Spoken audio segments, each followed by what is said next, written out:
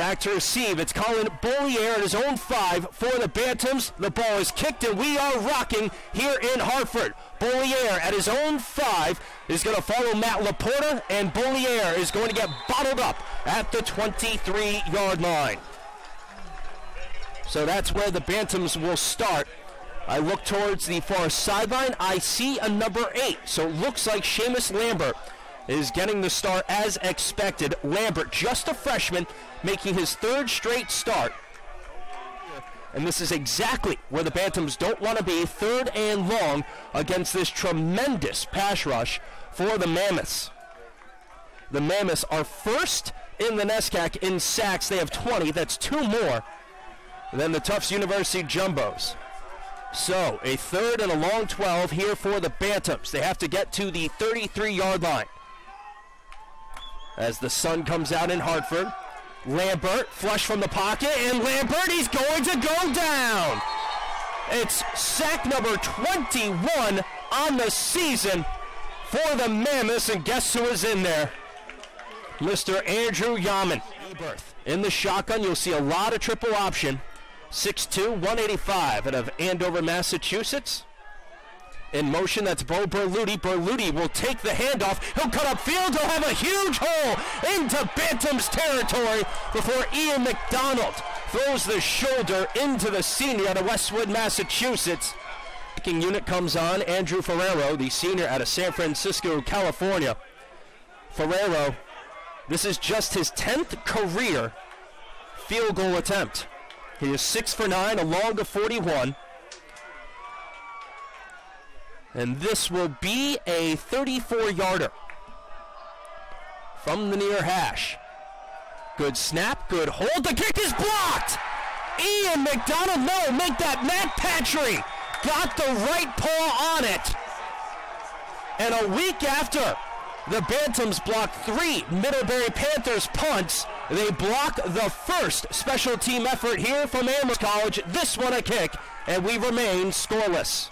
This is a Mammoths team that dominates in terms of time of possession. The best team in the NESCAC. They have the ball for more than 34 minutes a game, 34 minutes, 7 seconds to be exact, almost a full minute more than the Colby College Mules. Eberth looks like he's going to sneak it. A lot of Bantams moved, hard count. Eberth pantomiming a bunch of different stuff. He'll take the snap and he'll plunge forward, picking up 2 on the 4th and 1 from the 42. We will see for the first time this afternoon the Amherst punter, Henry Atkinson, the junior out of Raleigh, North Carolina, averaging 37.5 yards per punt.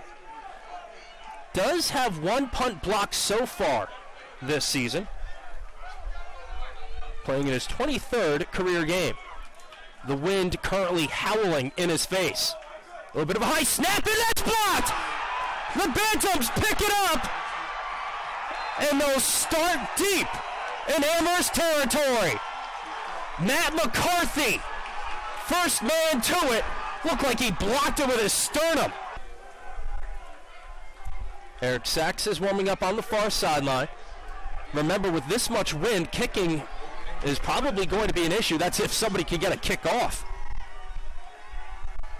12 seconds left on the play clock.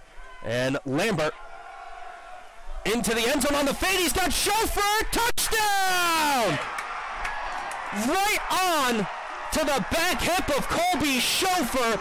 And Seamus Lambert has put the Bantams up 6-0. Chauffeur's 10th touchdown catch of the season. His 16th career. Amherst averages just a shade under 5 yards per rush. Not there today.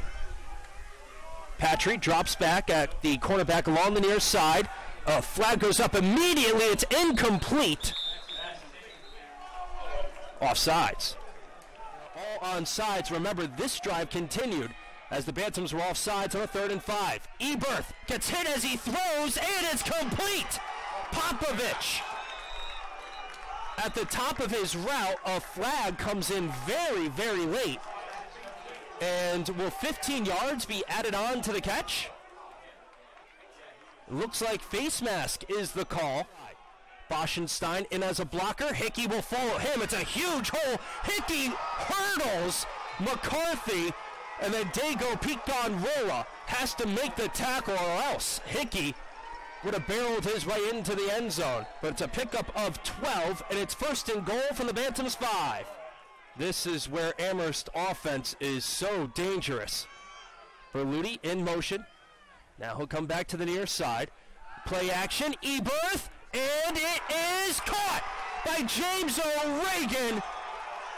A perfectly thrown ball by Eberth, and the Mammoths take advantage of a big couple of penalties by the Bantams, which extended the drive, and now we're just an extra point away from a tie game here in Hartford. As Avery Saffold appears to be in press coverage on the near side. Four-man rush. Down the near sideline, Gerard cannot make the catch. Saffold got the right paw in on that one defensively. Completion. And now Ian McDonald will punt with the wind for the first time today, as Bo Berluti is back to catch. An ugly punt that bounces at the 30, hits off of Berluti, and Berluti picks it up. A face mask penalty.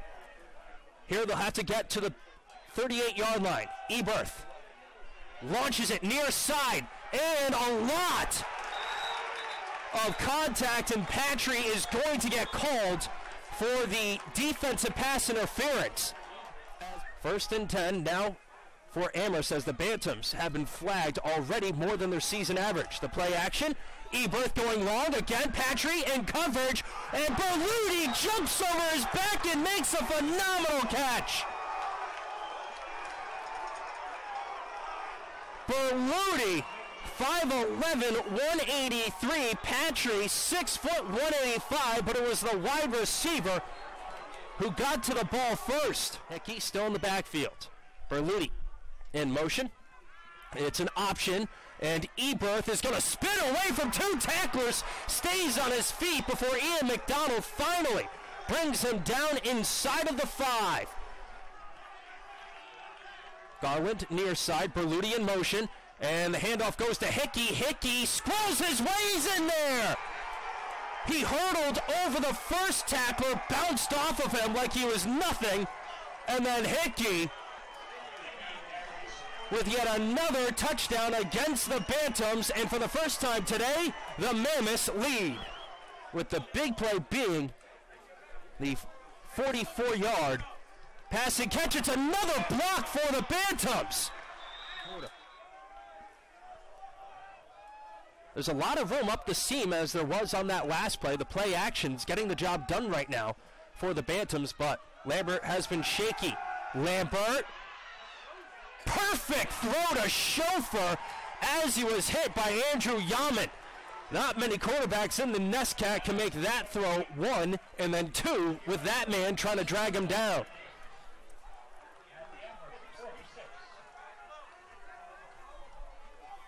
So gain of 15, another play action. Yaman gets blocked, and a floater. Is that caught? Yes, it is. Kobe Chauffeur got his hands underneath it, and the Bantams, just like that, are down to the 28-yard line. So Lambert, with time, floats it far sideline for Gerard, and he catches it! At the 2-yard line, there is a... As Max Chaporis lines up to the left of Seamus Lambert. Bantams looking to tie this game right back up. Handoff to Chaporis, going right tackle. Chaporis lunges, and Chaporis is in! 13-13, as these two Goliaths of the NESCAC are exchanging haymakers for the Bantams. Sacks on for the extra point. Last snap was bad. This snap is much better. But this is blocked! Matt Albino, first man to it, 6', 265, the nutmegger from Cheshire, Connecticut. Got his ham hock in the way of that one, and so we remain tied at 13-all.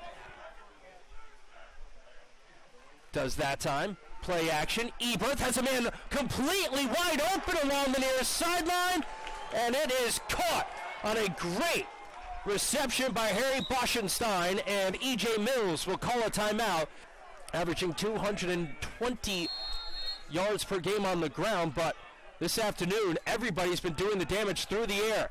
A lot of chop blocks, it's intercepted! Dago Picon-Roura! He's got a convoy of blockers, has to beat Eberth, but he decided to take it himself. But Dago Picon-Roura comes up with his 4th career interception. The wind is going from left to right on your screen, north to south. Handoff to Chaporis. Chaporis has a huge hole on the right side. He cuts it up, hurdles a man, stays on his feet, inside the 5, down to the 2-yard line. First and goal from the 2. Lambert is gonna lose 7 yards. He's looking for 203 on the 23-yard field goal. That looked like an Amherst player had jumped across the line. The false start is going to be the call. Field goal. It's going to be a 33-yard field goal. Jeff Devanney is furious on the far sideline. He saw the same thing I did. That's the second time this afternoon that I believe the call went against the wrong team on an offsides false start. Snap, hold, kick, it's blocked! It is blocked! The second straight block, and that one wasn't even close. Avery Saffold in there. Jeff Devanney is giving it to the official on the far side. This is unreal. These are two of the best teams in the conference, and neither side can block on special teams. So that will do it for a first half where it seemed like everything went wrong for one team and then everything went wrong for the other. But when it's all said and done, 30 minutes in the books. 13 for the Amherst College Mammoths, 13 for the Trinity College Bantams. The sun, though, has broken its way out through the clouds as we're just about to start the second half here at Jesse Miller Field. 15 minutes on the south end clock here. 13-13 is our score as Lou Acquarulo and his defense try to bow up here in half number 2. Corey Jean-Jacques jumped but did not go off sides. The pass to the near sideline, caught by Berluti. He bobbled it but then pulled it in and dragged the foot to bring it out to the 36-yard line for the first down. It's a pickup of 8. And so Berluti now needs 10 for a new season high. Amherst coming into this game 4th in the conference on 3rd down conversion at 42%. Wesleyan is 1st at 49. Eberth looking seam, and it is incomplete. Off of the hands of Bo Berluti. Will Denker wanted to decapitate him on that run. And it looks like Amherst is going to stay out on the field. Is near side. Eberth is looking for Berluti. Eberth is going to try to pull it down, and he is going to throw it away. Has also run the ball in his career. Bubble screen far side. Vieira trying to block. Chauffeur dives for the first down. He knew exactly how much he had to get, and give credit to Brian Vieira. He was blocking John Callahan, the Week 7 Defensive Player of the Week, by his lonesome out on the island, and he got enough and did enough to let Chauffeur pick up 4 on the 3rd and 2. 3 or a short 4. We'll call it 2nd and 7 here for the Bantams with 6:45 in the 3rd quarter. Tied 13-13 with the Mammoths. Play action. Lambert. Down the seam. Touchdown, Chauffeur! Kobe Chauffeur, his 2nd touchdown of the day. That one hurt him, but it's going to hurt the Mammoths more. 19-13, Bantams back in the lead. A couple of 3rd down conversions on their last drive. Can they pick up another? Oh, Eberth gets absolutely cracked by James Cristiano, and Eberth is slow to get up. You could hear that collision from here. Holy smokes, Cristiano, his 4th sack of the season. But this is, statistically speaking, the best defense in the NESCAC on the field for the Amherst College Mammoths. Can they live up to that title? Samuelman, the tight end, goes in motion. Chaporis to the right of Lambert. Lambert will take it himself. He's got a hole up the middle, and he'll stay on his feet. Lambert into Mammoth territory. He'll pick up a fast 12. Double sticks. Lambert rolls out, and Lambert doesn't see anything, and he's going to get sacked. Bantams are going backwards, and it's that man again, Andrew Yaman. Bantams just get the playoff in time. Lambert, good pocket. He is going to run it. Lambert is going to get the first down. He's going to get inside the 20, down to about the 13-yard line. He picks up 22 yards on 3rd and 11. Normally in this situation, the Bantams would be more than content to just simply not turn the ball over and then kick the field goal, but with the way the kicking game has produced today, or I should say hasn't produced, this is a very pivotal play. 3rd and 8, Bantams need to get to the 4-yard line. Lambert immediately to Chaporis, it's intercepted! Chaporis stopped running, and Lambert threw it right to Avery Saffold. Saffold was just sitting there, and Lambert obliged him. The second interception of the season for Saffold, his second career. And it stays a one-score game. His defense pick him up as Eberth will roll out right. Eberth being chased by Cristiano. Eberth throws it to an open man, and he's got Bo Berluti.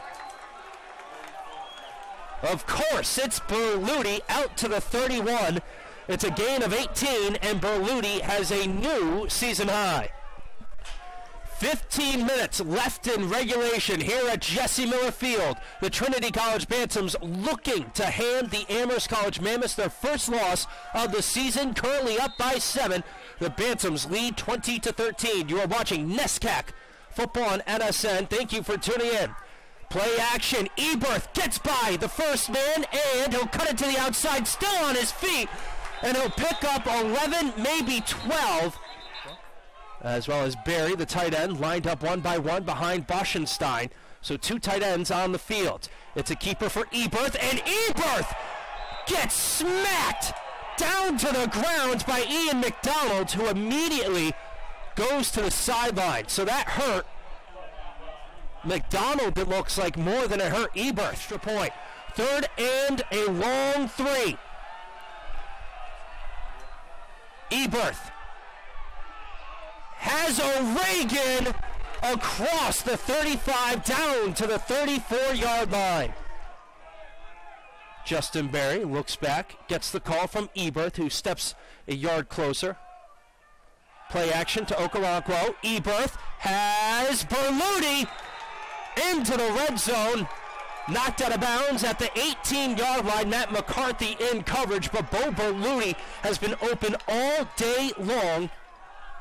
O'Regan by himself on the near side. It's a keeper for Eberth, and McDonald again. I don't think Eberth wants to see Ian McDonald anymore. This play, 3rd and 7. They need to get to the 9-yard line to the Amherst Mammoths. Picon-Roura shows blitz. He's coming. Eberth launches it to the corner of the end zone. Incomplete. Berluti was open, but closing like a tiger was Matt McCarthy in the corner. Andrew Ferrero, 0 for 1 on the day, 5 for 7 on the season. His first one was blocked. The Bantams have blocked 3 kicks today. Can they come up with a 4th? No, and it is good. It was ugly, but it's a beautiful 3 points for the Amherst College Mammoths, and it's now a 4-point game, 20-16 with 7:51 to go here in the 4th quarter. He's lined up one-on-one. Lambert has Samuelman down the seam. He wants Vieira instead. He overthrows it, and it's a 3-and-out forced by the Amherst defense. Amherst has to get to the Bantams' 48-yard line. O'Regan on the near side, guarded one-on-one by Ian McDonald, who is in press coverage. Weathers is off the ball on the far side against Berluti. Eberth is looking that way. Throws to the sideline, and it is incomplete. Devin Perkins forcing the errant throw along with James Cristiano, so a 3-and-out responded with a 3-and-out. Bantams need to get to the 20. Samuelman again in motion. Lambert gets the snap off, hands it to Chaporis. Chaporis cuts it up, and he's got the first down. Runs. Handoff to Chaporis. Chaporis plunges up the middle, and he picks up about 2.5, maybe 3. Got across the 30-yard line. He wants to get to the 33. And another timeout, the third and final timeout called by E.J. Mills. Amherst, allowing just 8.6 points per game, has allowed 20 this afternoon. They only allowed 227 yards per game total. And the Bantams in that first half had picked up 169, but it's their rush defense, which was so good heading into today's game against the Bantams, allowing just 53.7 yards per game on the ground to their opponents. Max Chaporis had 71 by himself in the first half. The Bantams as a team have crossed the century mark. 3rd and 2 from the Bantams' 31-yard line. Amherst out of timeouts with 3:07 to go. Bantams up 20-16. The Bantams need the 33. Chaporis moves to the left of Lambert. And the handoff goes to Chaporis, looking off right tackle. He's got a bit of a hole, and he's got the first down, and he's got a lot more. It's a race to the end zone, and nobody is going to catch Max Chaporis. He goes 69 yards, and the Bantams lead 26-16. 69 yards, oh so nice for the Bantams offense, and things are looking bleak for the Amherst College Mammoths.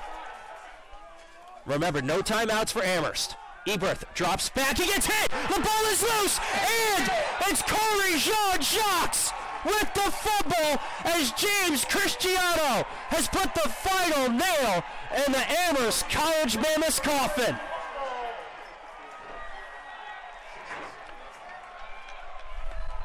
Cristiano, his 3rd sack of the day, came into the action with 3 to lead the Bantams. His 2nd forced fumble of the season for Jean-Jacques. It's his 1st career fumble recovery, and he'll remember that one.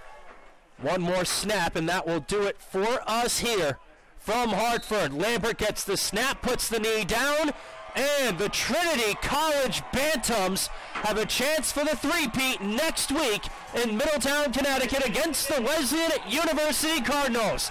The Bantams defeat the Amherst College Mammoths 27-16. That makes it 17 in a row here at Jesse Miller Field. The biggest play of the game, the 69-yard touchdown run from Max Chaporis to put away the Mammoths with under 3 minutes to go.